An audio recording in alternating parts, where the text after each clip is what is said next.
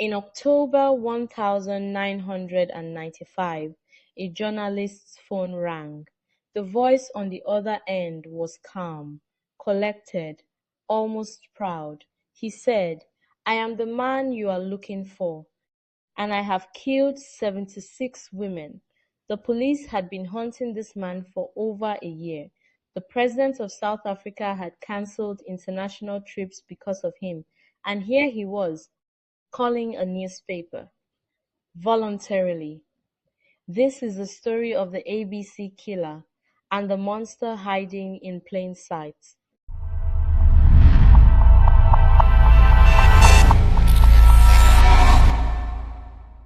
Moses Sithole, the ABC killer, South Africa's most notorious serial killer.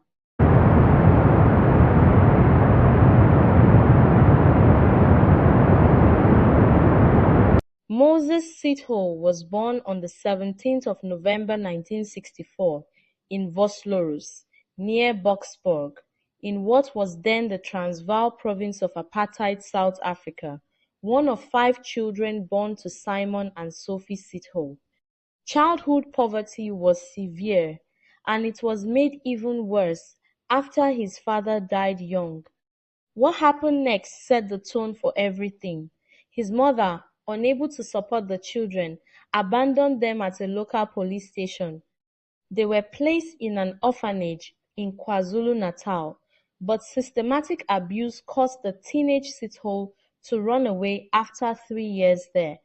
He then sought refuge with his older brother Patrick. After Patrick eventually moved away to Venda, Sithole sold their house without permission, an early sign of his disregard for rules and other people.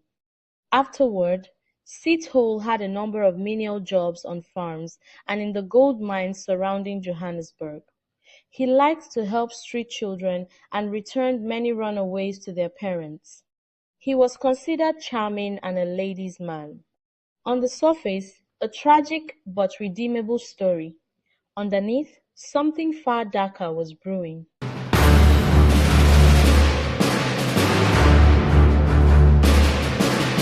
Sithole was known as an impeccable fashionista with a great taste for expensive clothes and the latest shoes. He drove a Mercedes-Benz, dressed like a businessman, and even owned a charity home for abused and destitute children in Vosloorus. He ran an organization called Youth Against Human Abuse, a fake charity that gave him both legitimacy and access to vulnerable young women. He used it to advertise jobs, hold interviews, and earn trust. It was pure, calculated theater. Experts described Sithole as a power-assertive serial killer, an organized offender driven by power and control, using deception and planning to lure victims. His need was for dominance, particularly over women, whom he targeted exclusively.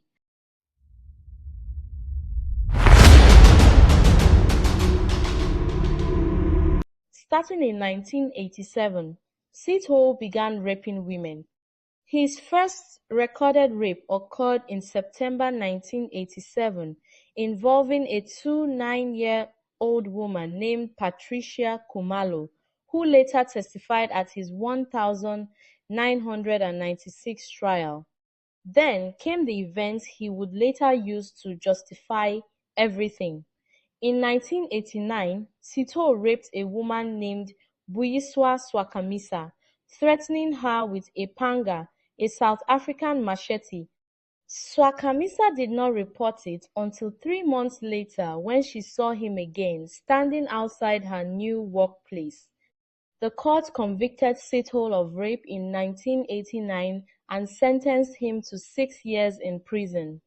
He served his time at Boksburg prison where, according to his later claims, inmates beat and sexually assaulted him repeatedly. But here is where the story gets deeply strange. While Moses served his sentence, a woman named Martha Ntalovo came to visit her nephew, a fellow inmate. Moses started writing her letters.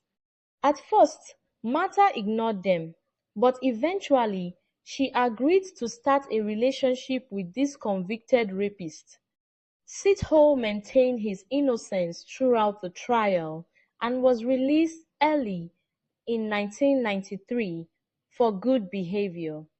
Moses walked out of prison in November 1993 with a burning hatred for women and a twisted need for revenge.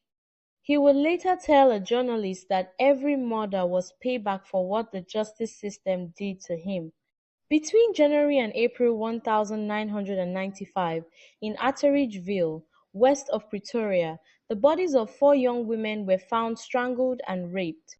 His method was devastatingly simple and effective. He lured victims, primarily young women desperately seeking employment, with fake job offers via newspaper advertisements, led them to secluded areas, raped them and strangled them, frequently using their own underwear as a ligature. Afterwards, he covered their faces with their own clothing and weighed the clothes down with stones.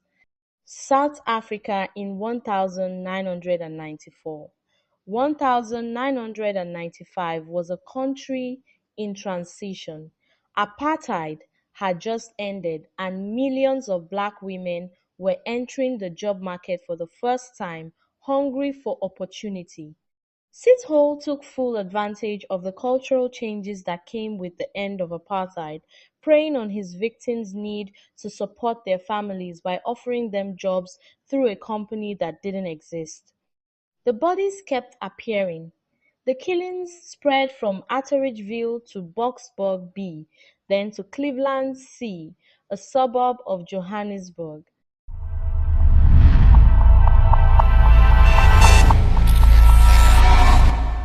The police were initially baffled: different jurisdictions, no obvious connection between victims.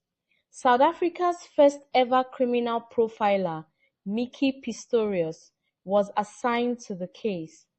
She determined that the Cleveland murders were perpetrated by two different killers, one of whom was also responsible for the more recent Pretoria and Boksburg murders. Pistorius also invited retired FBI profiler Robert Ressler to review the evidence and revise her profile. The profile Pistorius built was extraordinarily accurate. She drafted the image of a black man in his late 20s or early 30s, somewhat handsome and charming, able to win the trust of victims despite obviously hating women, probably divorced or separated. Enjoyed bars, likely had past convictions for theft or fraud, had a high sex drive, his fantasies were aggressive, and he believed women were merely objects to be abused. He was conscious that he would eventually kill each victim and saves the thought while he softens her up. Even Nelson Mandela got involved. President Nelson Mandela was so concerned about the crime wave that he cancelled a scheduled trip abroad, appearing in Boksburg with high-ranking justice officials to appeal for public help in tracking the strangler. Then Sithole did something extraordinary and arrogant. On the 3rd of October 1995, Sithole called South African journalist Tamsin de Beer, claiming to be the killer. He indicated that all of his 76 murders, almost double what had been reported, were his way of avenging his unjust imprisonment. He gave his name as Joseph Maguena. He provided a lengthy interview insisting he was not responsible for the deaths of a 2-year-old and his mother, and claimed he loved children. To prove he was real, Sithole gave directions to where one of the bodies had been left. Police found it exactly where he said, but police couldn't catch him fast enough.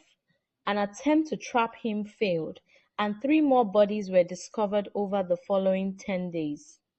The breakthrough came when investigators tied a victim to Sithole directly. Victim 26, Amelia Rapodil, was last seen on September 17 after going to a job interview with a man. investigators located the job application and it had Sithole's name on it. When they learned the details of his previous rape conviction, they were sure they had their man.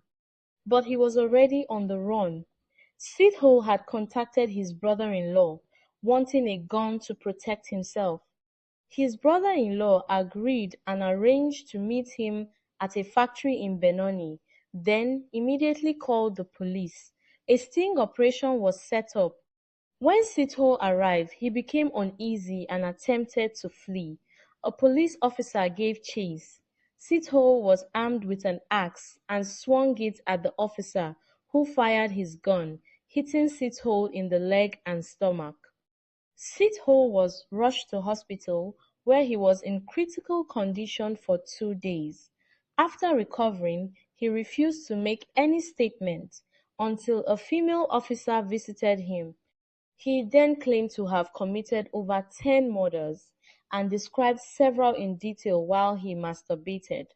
He was also found to be HIV positive and tested positive for TB.